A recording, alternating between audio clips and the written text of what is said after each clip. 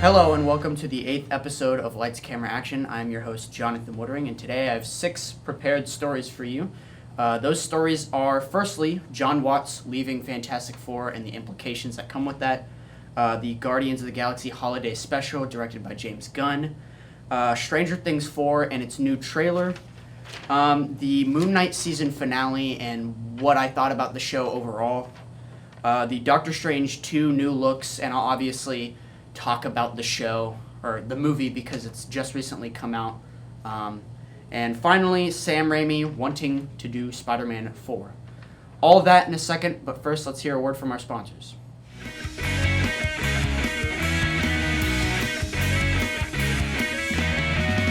Is there any ladies struggling with getting their hours in for exercising, whether that be physical health, mental health, or spiritual health? Well, Grace Bar might have the answer for you.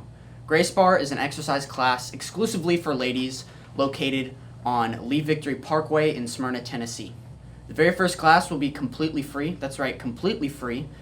So think of this class as like a demo for the experience, the full experience. So that way, if you don't want to continue, it's fine. But if you do want to continue, you will have gotten a little bit of experience to know exactly what you feel about it and whether or not you want to continue. So thank you to Grace Bar for sponsoring this video. I'll put a link into the description below. Is there anybody who is looking for a small company that specializes in holiday treats as well as treats for small events such as birthdays? Well, Sweet Treats by Jess may have the answer that you are looking for. Sweet Treats by Jess is run by the host Jess Huber. Jess Huber puts just as much craft into creating her treats as she does at being a nice person. So thank you to Jess Huber for sponsoring this video. I will put a link down to Jess Huber's website in the description below. Thank you to Jess Huber and to Grace Bar for sponsoring this video. Now on to the news.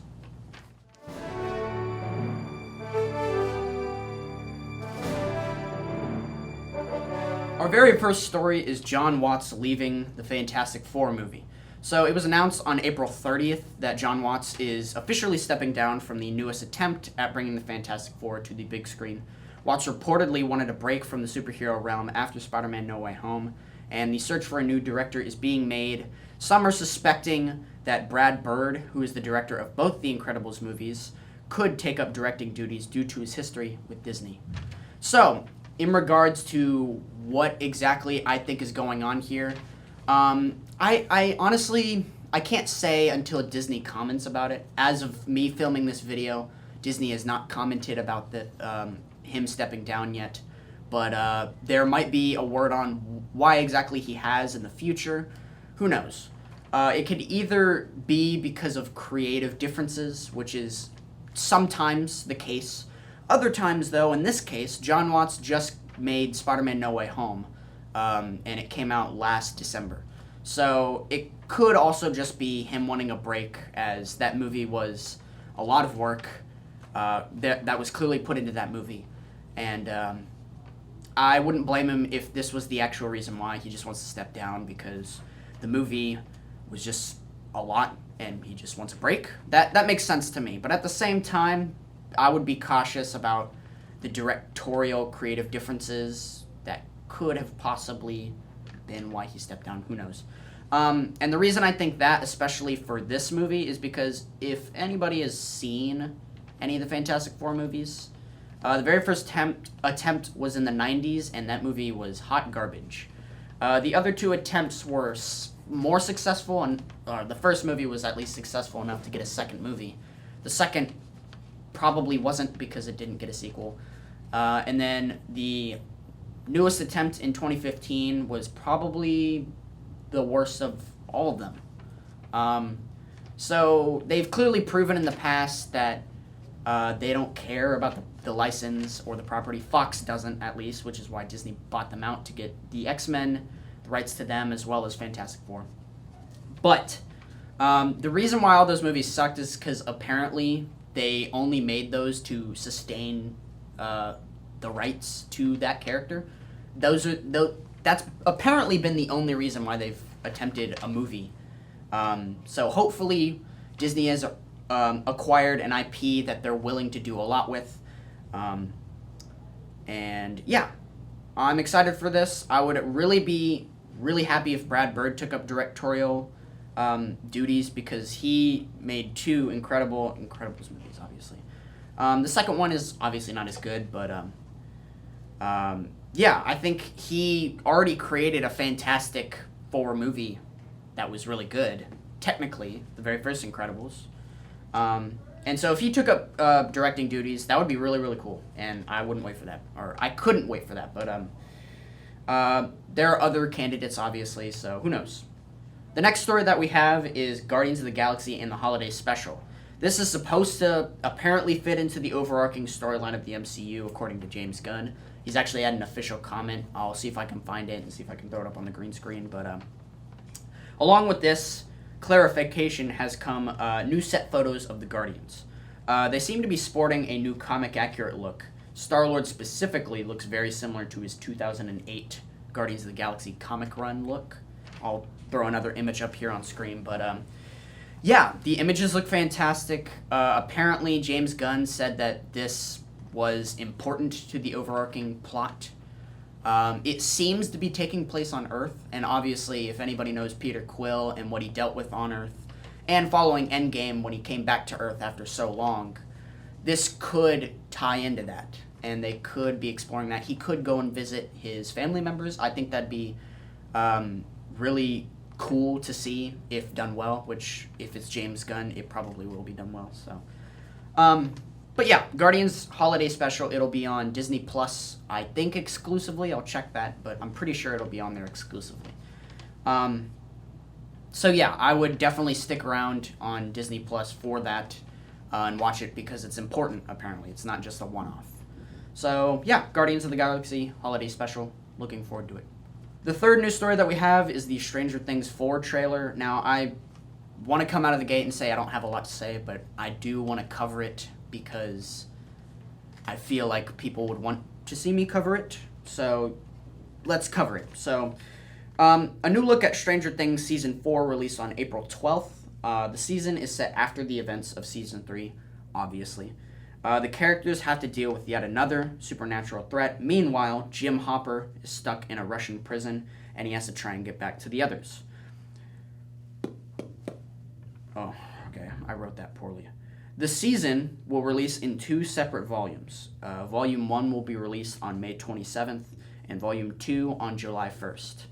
Obviously, if they separate them into parts, I'm assuming that this season will have a cliffhanger. Volume 1 will have a cliffhanger, because I think it's all supposed to be Stranger Things 4. They're taking the Avengers approach, or the Harry Potter approach. We're going to split them up into 2 parts, have the first part end on a cliffhanger, and have the second part wrap everything up. So, yeah, apparently that'll be the last of Stranger Things, but knowing the property and how much hype there is behind it, I guarantee you they'll probably form a spin-off with either new characters, some of the old characters, or something like that, depending on what happens.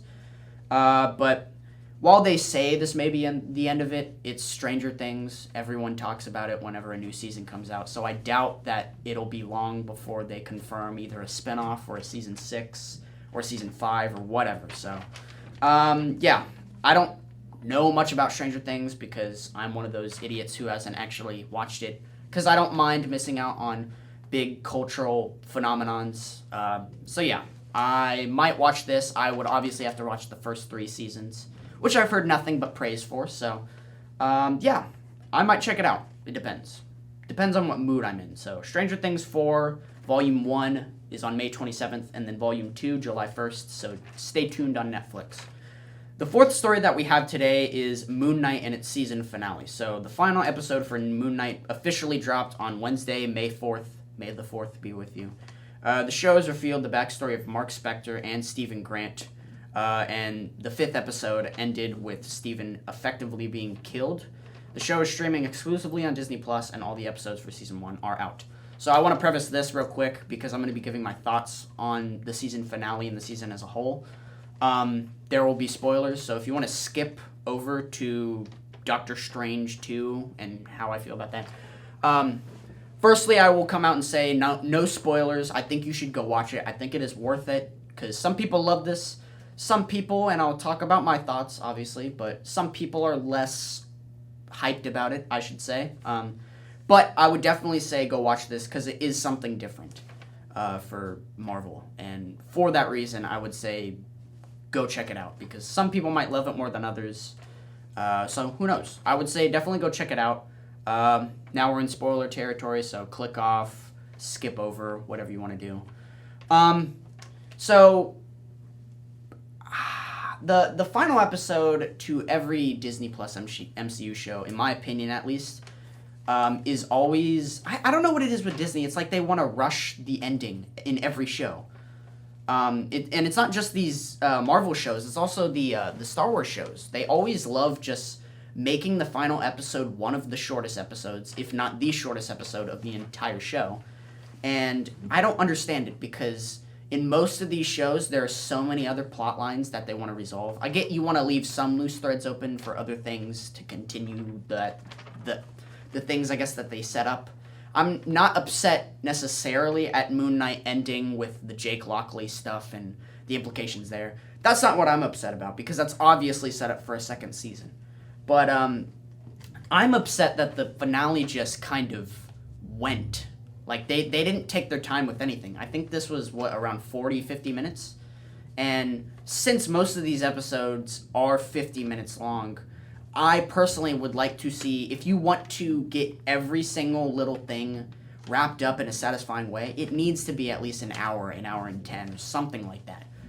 Which, I know some people won't sit through, and I get it's like the more marketable decision, because you don't want people to sit through an hour-long episode, but for me, who I actually care about how these shows churn out, I want all of that content to be in the show. I don't want it to be skipped over. For example, Layla, I believe is her name. She's chasing after the bad guys because of what happens to Steven. And the next scene, it literally cuts to her in the car, in the convoy with them, with her disguise on. And it's like, did we miss a scene where she knocked out a dude and stole his disguise? Like, what really happened there? The entire fight with the main bad guy is skipped over, which I understand because Jake Lockley took control, and obviously that's set up again for a second season. So the main fight with the main bad guy was basically just skipped over. And I get it's set up for a second season, but still, it feels anticlimactic when he falls asleep and then he wakes up and everyone around him is dead and the main bad guy is beat. And it felt anticlimactic to me, so I don't know. I would definitely recommend watching this show, because I do think overall it's really good. I just don't think the other characters are very interesting besides Oscar Isaac's 3 different characters that he plays, so I would 100% recommend this to anybody who wants something different in the MCU, but I would also watch out because, again, opinions. So, yeah. The next story that we have is Doctor Strange 2 and the new looks. Now, I want to preface this, the movie's already come out, so this is kind of a story before the movie came out. And in some of the promotional material, they revealed some of the cameos in the movie, which is why I think it's safe to talk about it in this video, but... yeah, a new Doctor Strange TV spot revealed new looks at Captain Peggy Carter, Captain Marvel, and Charles Xavier. Captain Carter is a variant of Peggy Carter, who is Steve Rogers' significant other, who instead of Steve Rogers taking the super soldier serum, she did. It's pretty straightforward. An unknown variant of Captain Marvel was spotted as well. I believe she is the girl from Doctor Strange. I don't remember her name, but I think that's her. It might not be, though. Finally, we have Charles Xavier, who we already knew was in the movie in one of the first trailers. But here, he seems to be sporting his look from the 90s X-Men show. You know that stupid tray wheelchair that he's driving in? That looks really stupid, but I'm glad that they have it here. I'll throw up an image on the green screen, of course. But yeah, it looks really cool. And the movie is currently in theaters now. So, yeah, I think this movie looks really, really cool. I've heard mixed things and really positive things. I guess it depends, because apparently Sam Raimi is going for a horror vibe. So, you know, some people are going to take their 6-year-old there to watch, like, another MCU movie, and then they're going to be traumatized because they didn't realize that this was going to have people's skulls exploding from the inside, which might traumatize somebody, might not, who knows. So I've heard mixed things and positive things here and there, but yeah, Doctor Strange came out, I think, May 6th. It's in theaters right now, so I would go watch it again because it's yet again something that's new.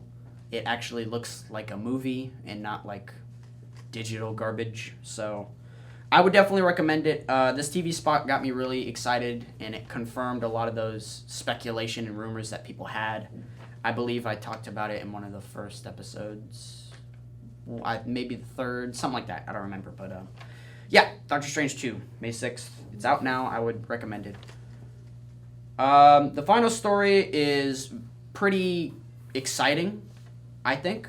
Sam Raimi was doing an interview, obviously for Doctor Strange 2. And in this recent interview, he was asked about Spider-Man 4. The Spider-Man 4 that he was supposed to direct before it got canceled and then rebooted, and you know kind of how the story goes, hopefully. So he mentioned in this interview that he wanted to include the villain Kraven the Hunter in the film, which obviously Sony's doing something with that character. Hopefully they don't screw it up. He also said that he would love to do a Spider-Man 4 if he were given the opportunity, and if Tobey Maguire was up for it as well. So now, for me as a fan of all three of these movies, I definitely think this is a possibility. Now, whether or not it'll actually happen, I guess only time will tell. But I think because of his appearance in No Way Home, he's clearly shown that he's willing to take up the mantle again to play Peter. So I think it would be really cool if Sam Raimi actually got to do a Spider-Man 4. And I'd say the same goes for Andrew Garfield and his movies. But in regards to Spider-Man 4, they'd obviously have to change a lot of things because the original Spider-Man 4 was supposed to continue the story in certain ways. This, judging by how No Way Home brought him into the movie, it seems that a lot of time has passed. So I definitely think the story is obviously going to have to change. But if they did a Spider-Man 4, I would want it to be a one-off. If they did a trilogy, that would be okay. But I would rather have a one-off, just to end off where the character is and finish the character's legacy, personally. Thank you for watching this episode of Lights, Camera, Action. If you liked the video, subscribe, hopefully. Leave a comment down in the comments below. I will put a link down to the sponsors. That is Grace Bar and Sweet Treats by Jess. Thank you all for sponsoring my videos. You've been with me till the end, and I can't thank you enough. So, yeah, that's a wrap.